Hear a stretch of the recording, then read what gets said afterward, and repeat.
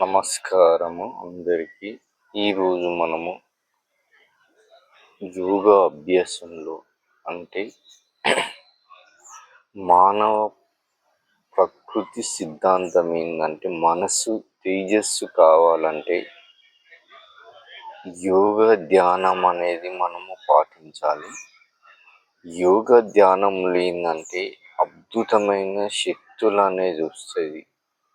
అది తెలియాలంటే మనం నమస్కారం అంటే మన ప్రపంచంలో అన్ని శక్తులు అనేది ఋషుల ద్వారా కానీ దేవతల ద్వారా కానీ వీటి నుంచి అగ్ని ద్వారా పుట్టింది యోగం అభ్యాసం.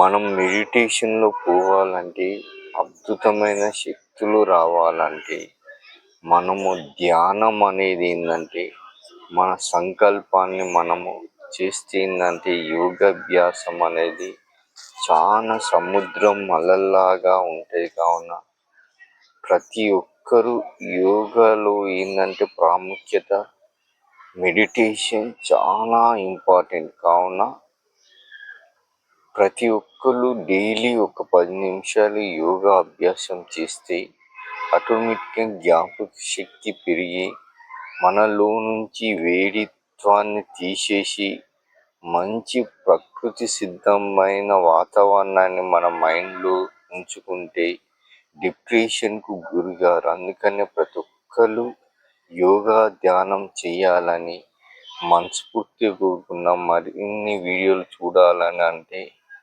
మీరు సబ్స్క్రైబర్ చేయండి, షేర్ చేయండి, ఫాలో కాండి.